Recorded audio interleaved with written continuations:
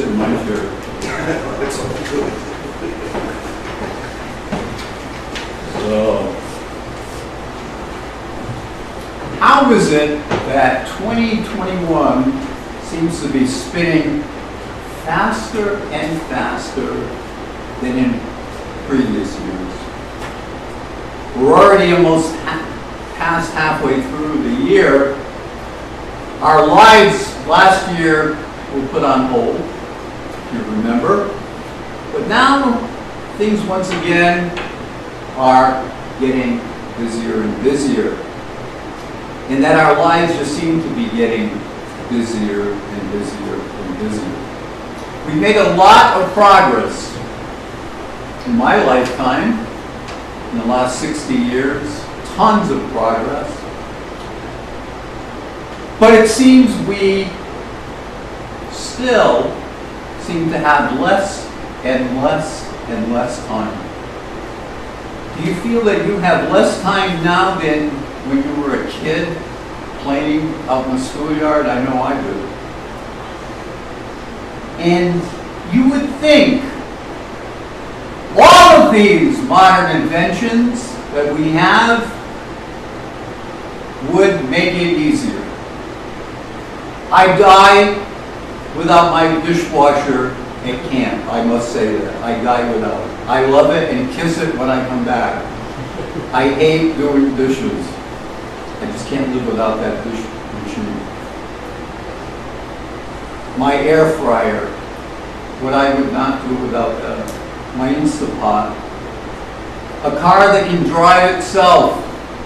I don't know about that yet. I'm not too trustful of that. And a smartphone that's smarter than I am, or at least it thinks it is smarter than I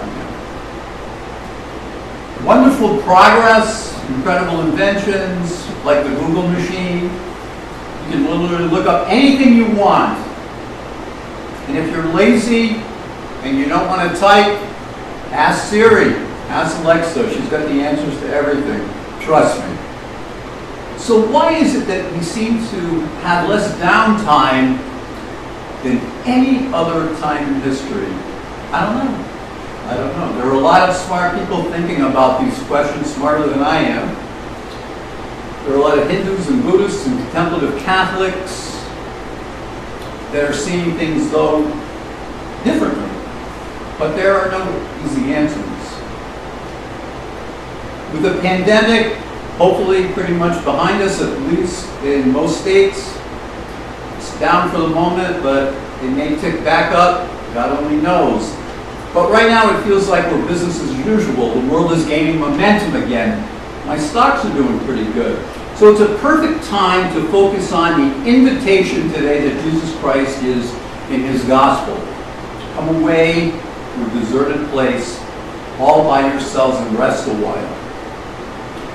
Remember that those first apostles just have returned from their first mission trip, and they're so pumped up because of all of the healing that they've done, of all the driving out of demons that they've done, all the spreading of the gospel they have done. They are so pumped up at this point.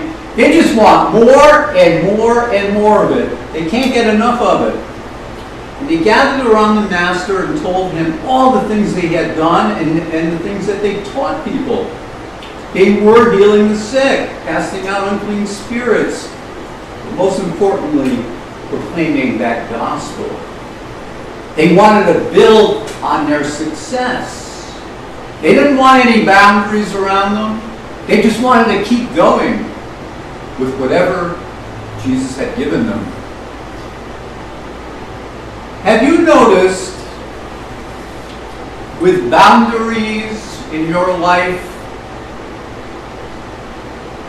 things change with boundaries in your life? If I was to give you today a 5 by 5 foot office at Cheryl's place of business, Fall River Healthcare, and I said, I'm going to hire you for $60,000 and you're going to get a 5 by 5 office. Not a very big office, 5 by 5. You're ecstatic. You're like, wow, I got a job. Wow, I got a 5x5 office, not a window office. Cheryl. But it's a 5x5, better than nothing. And then, if I was to give you an office 50x50,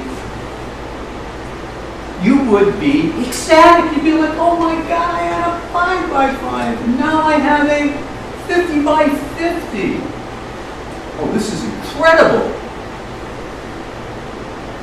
However, you know and I know that our happiness from the 5x5 to the 50x50 is very short-lived, right? Within 2 or 3 or 4 months, they're like, I think I need a raise. I think I need a bigger office. I think I need to do something else.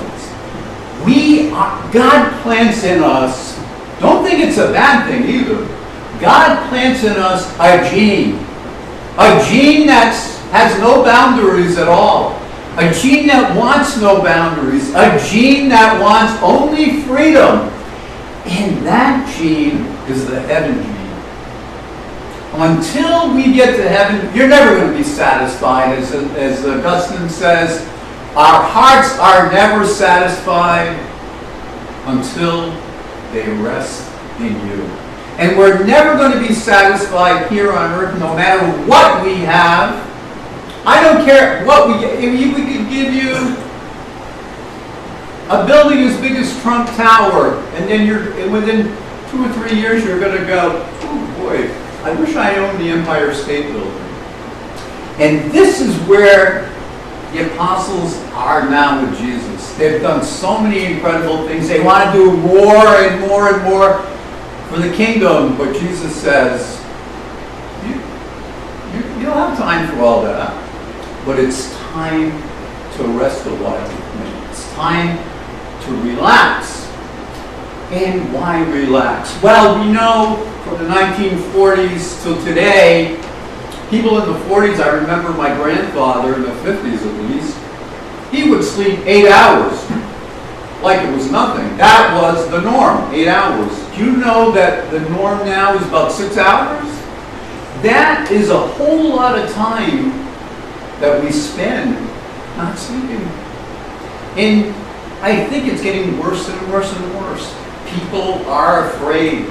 People are afraid of COVID. People are afraid what's going to happen in politics coming up with the elections. What's going to happen to our country? Are we going to lose democracy? What's going to happen? So there's a lot of anxiety out there. Tons of it. Tons and tons of anxiety. But unless we rest physically first, unless we rest, you know what it is when you get 2 or 3 hours of sleep at night. You're useless the next day. And that's just the physical part. But Jesus is telling us, I think, with the apostles, he's telling them, come and rest a while with me. He's not talking about, let's take a siesta, let's take a nap, or like we could do in Europe, take 2 or 3 hours for dinner. He's telling them, come with me to revive your spirit, to revive your mental ability, so that when we send you out again, you will do, in fact, greater things than even I have done. So I don't think that the rest he's talking about is a purely physical rest of the body. When we think of rest, we usually think of bodily rest, though. But are you taking time for your mind? Are you taking time for your mind? It's just as important as your body. For your mind and your body, we have been told by many people, are connected. It's all one big thing. If your mind is not at rest, if your spirit is not at rest, then your body is not at rest and your life is not at rest. Jesus thinks of rest holistically, body, mind, and spirit.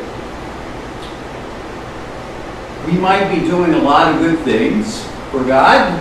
We might be thinking we're doing a lot of good things for God. We might be doing a lot of good things in our community, marching for voting rights, equality, justice. We might forget why we're doing all these good things. We might forget to rely on God when we're doing some of these good things. Take some time and rest. Jesus asked his disciples the same thing, to get away and rest a while after they've returned from their work in the vineyard. Come away to a deserted place. Smell the roses. Smell the roses. It wasn't bad that they were pumped up. However, they needed to rest. And we must also capitalize on the success of our ministries, of our lives, by taking our rest. Remember the Sabbath day. God reminds us real early in Genesis. Remember the Sabbath day. Keep it holy. Keep it holy and holistic. Holy and holistic come from the same root, Latin root. To become one. Are you chilling with God and your family on Sundays? Because by the time you know it, it'll be time for you to leave. My sister and I were talking about this yesterday when I had given her my grandmother's and my aunt's betrothals that were put in the newspaper in 1920, like that. And we knew these people really, really well. We grew up with them, but they're gone. And so are their children, and so are their grandchildren. Before your life flies in front of your eyes, my brothers and sisters, take some time today to smell the roses. Take some time to sit and rest a while. For who knows where the time will. Amen?